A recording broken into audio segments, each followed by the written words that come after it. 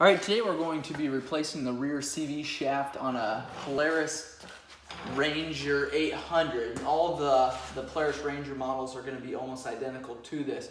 We're going to pull this wheel off. We've jacked the back end of this UTV up. We're actually going to have to replace both sides of these U-joints. They're both clicking pretty bad. So I've done other videos on replacing the boot. This time we're going to replace the entire joint. So pull the tire off. Typically 17 millimeter nuts all the way around. These got aftermarket rims on them, so they're a little bit different size nut on there. And I've already pulled those lugs off, just 4 of those.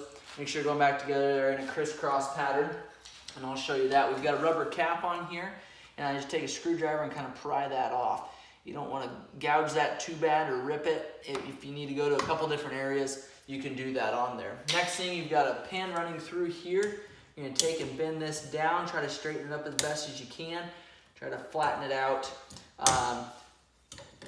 To try to get that as straight as possible to kind of help tap this out of here. I tap a couple times, grab the side dikes in and just lift up on it just like that. Use those washers there. And this one I guess broke, but typically they just come right out of there if you straighten them out pretty good. We're gonna pull this caliper off here and replace these brake pads. I'll show you how to do that while we're doing this video. But you will need a 15 millimeter socket, and I like to use a swivel on here so that we're able to get in there a little bit better with an impact. That way we're not having to use a wrench for this entire thing, but a wrench is okay too if that's what you got. So go in here, like I said, 15 millimeter bolts there, and you don't have to take this banjo bolt off. You don't have to take this banjo bolt off that's right here. If you do that, you will have to bleed your system. So just make sure that you don't pull that off there. Even to replace your brake pads, you don't have to pull that banjo bolt. Now the next thing you want to do if you're replacing brake pads, what I do at this point with the pads still on, take a flat screwdriver then, stick it in here, and kind of open these up just a little ways. I like to break the cap, or open the cap of the master cylinder. That way that fluid can be pushed back up in there. Make sure this is all clean from any kind of debris. Spread it apart just slightly. Then take and push on these posts right here and push that back. If you see there, this moves back and forth. That allows those pads to kind of move back and forth in there. If by pushing it back, you're able to get the pads off of these posts right here one at a time. Just slip it up one side, flip the pad over, do the other side as well. Again, you don't have to break that, or you don't have to open that banjo bolt up to that point. Next, we've got our nut on the end here, and that's 1 inch and 1/16.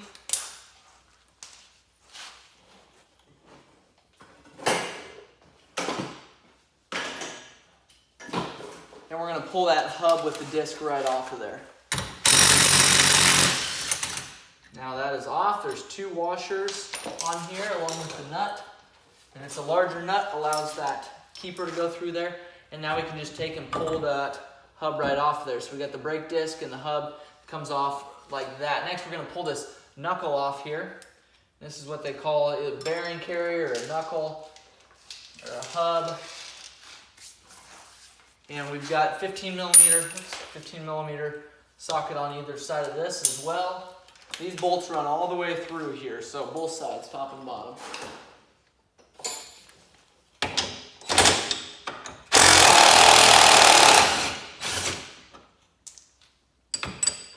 Off.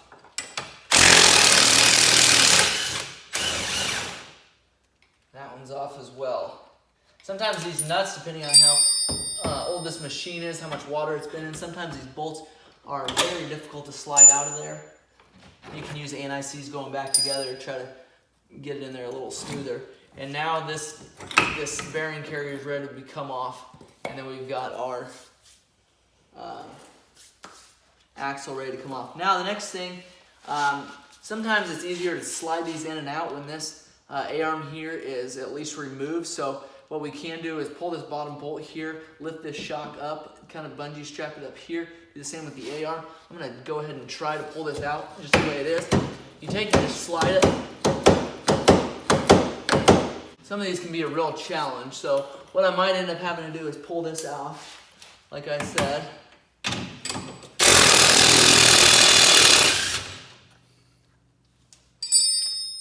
On this, we've got our linkage here. I've got our shock here. I'm gonna pull this out. I'm gonna try to keep this bolt on this actual linkage here.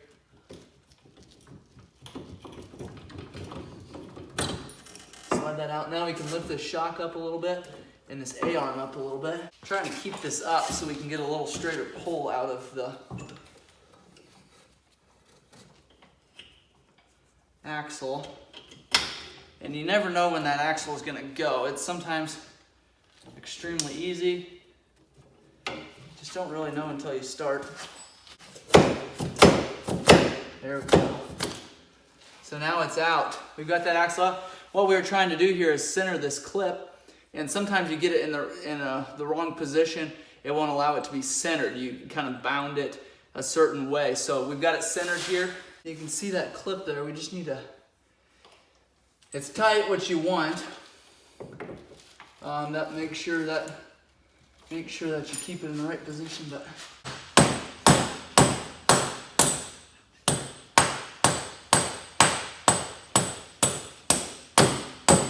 all right, and we're in. So now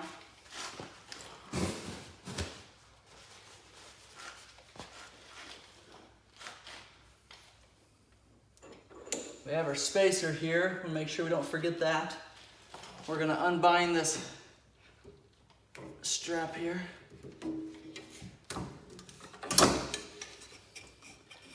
We've got our bolt, spacer, then our A-arm through our shock.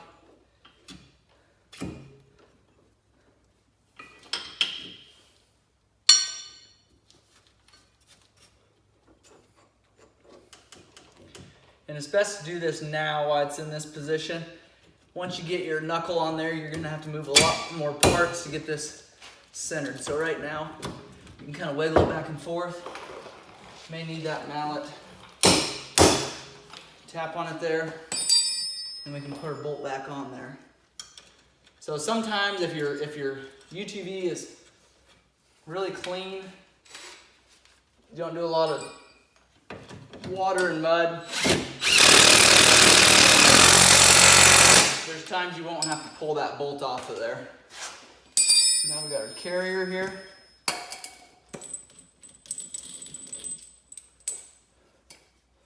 Larger section is on the bottom.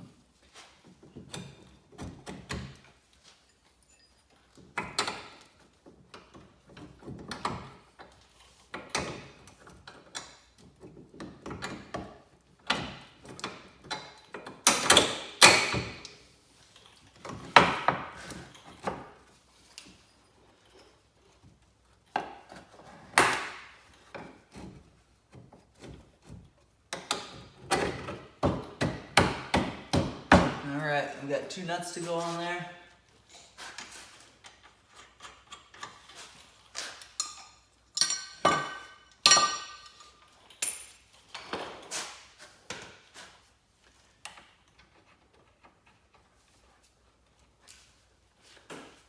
$15mm.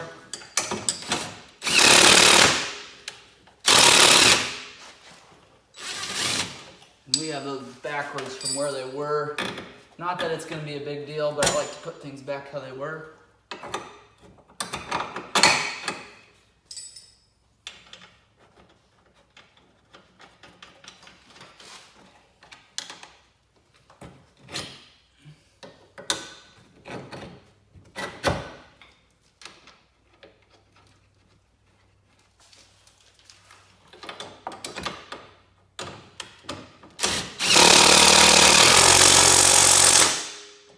Get these pretty snug. Alright, our hub goes back on. We've got the 2 washers, make sure there's no debris in there.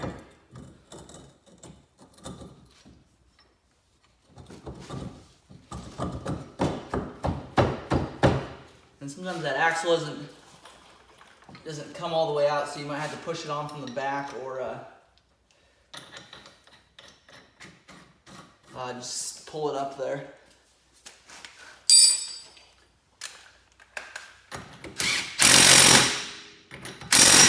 And then when you tighten these up, just make sure those holes line up with something.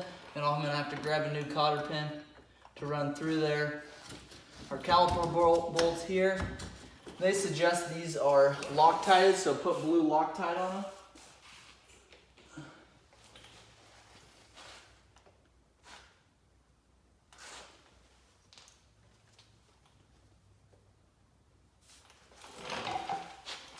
And then run those in there. Again, these are the 15mm bolts.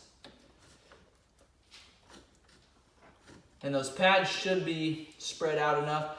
One reminder, don't touch that brake pedal when you've got the calipers off like this, or you'll run into problems with that caliper being closed. Sometimes those pistons get pushed all the way in the direction that you don't want them to be pushed, which is out. And then you've got to break that banjo bolt open, crack it open, and re-bleed your lines. So keep that in mind. Go ahead and get the caliper on there, then we're all set. If you have more videos that you want me to do on this Ranger, let me know those in the comments. I've done a motor rebuild on one recently, front end.